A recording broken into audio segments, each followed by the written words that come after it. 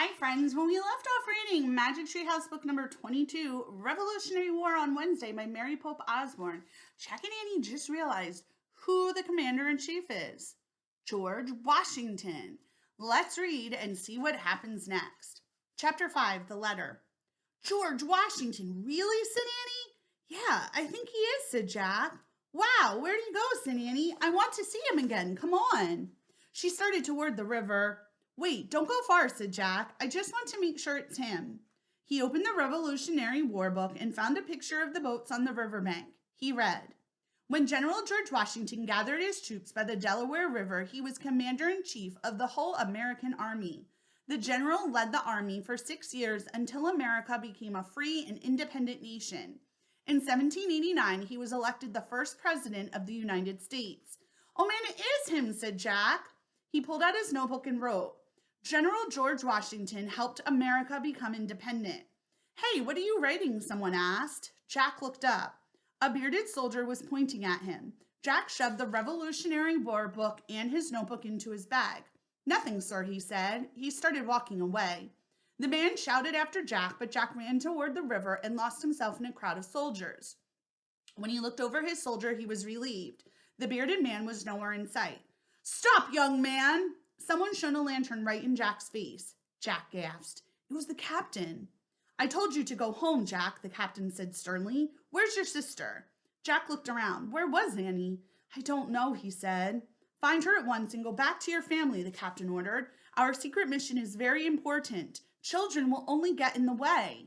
Yes, sir, said Jack. The captain started to leave, but he stopped. I wonder if you could do me a favor, Jack, he said. Sure, said Jack. The captain pulled out his letter. This is my letter to my children, he said. It's a farewell letter. Would you please take it back with you to Frog Creek? Yes, sir, said Jack. You must only send it if you hear that we have failed in our mission and many patriots were lost, said the captain. Yes, sir, said Jack. The captain handed his letter to Jack. I copied the general's speech for my children, the captain said. If anything bad happens to me, I hope these words will give them courage. The captain then disappeared and turned and disappeared into the crowd. Good luck, Captain, Jack called. He hoped he would never have to send the letter to the man's children. Suddenly, Jack clutched the letter to his chest. Send, he whispered. This letter was the writing they'd been looking for. Something to send. He and Annie could go home now. Their mission was over. Jack shoved the captain's letter into his bag. Now he just had to find Annie. As he looked around, he shivered. Where is she? He muttered. Jack started moving through the crowd looking for Annie. It was hard to see. The wind was blowing harder. The snow fell faster. Jack started to panic. Annie, he called. As he wove quickly in and out of the crowd, he kept calling for her. None of the soldiers noticed him. They were all too busy. Finally, Jack came to the river. Through the lamplight mist, he saw soldiers waiting to get into the boats.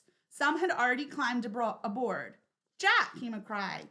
Jack saw the figure of a small girl. She was sitting in the back of the biggest boat. No way, he whispered. Jack charged down to the boat. He stood at the edge of the water. What are you doing? Jack shouted. This is George Washington's boat, Annie said. It's our big chance to spend time with him. We might not get another one. Jack looked at the other end of the huge boat. Through the mist and falling snow, he saw the commander-in-chief talking to his crew.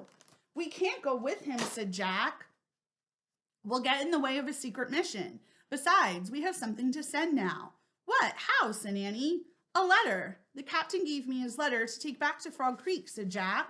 We're only supposed to send it if something bad happens to the captain. We can go home now. Oh, can't we go a little later? Annie asked. Jack climbed into the boat to pull her out. No, come on, he said, taking her hand. Suddenly, the crew moved to the back of the boat near Jack and Annie. The men grabbed their oars and started pushing the boat away from the shore. We're taking off, said Annie. No, we have to get out, Jack said to the rowers. But the men were working too hard to pay attention. They were using their oars to hack up the ice at the edge of the river. Excuse me, Jack said in a loud voice. Just then, the boat jolted forward. Jack nearly lost his balance. The boat broke through more ice. Rough waves sloshed against its sides. We have to go back, said Jack. Too late, said Annie. They were headed across the Delaware River. Chapter 6, Crossing the Delaware. The huge boat rocked in the water. Giant chunks of ice smashed against its sides. Thanks a lot, Annie, Jack whispered. He shivered in the snowy cold. We're not supposed to go on their secret mission with them. It's okay, she whispered. Maybe we can help George Washington. Are you serious? Jack whispered. We should be on our way home now. The boat hit a piece of ice. The boat bounced and then dipped into the river. Jack clung to the wooden side. He hoped they wouldn't turn over. Nobody could survive in this icy water, he thought. It would be like sinking on the Titanic. The crew fought hard to keep the boat moving forward. They rowed past chunks of ice into a smoother part of the river.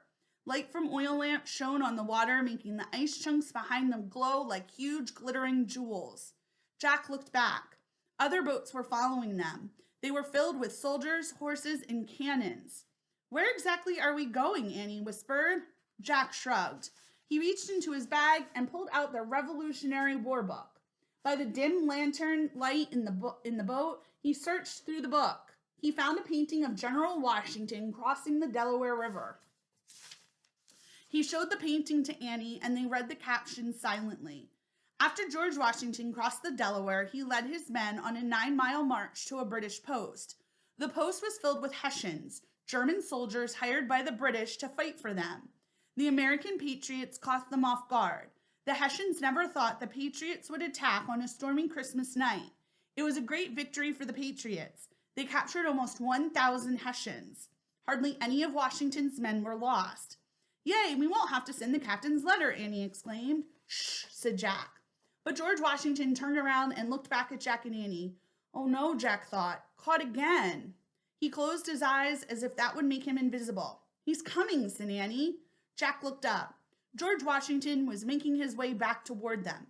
In the next moment, the commander-in-chief loomed above them like a giant shadow. Children, he asked in a quiet, angry voice. Sorry, Jack squeaked. Merry Christmas, said Annie.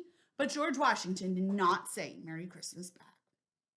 All right, we'll find out what George Washington says to them the next time we keep reading. Bye, friends.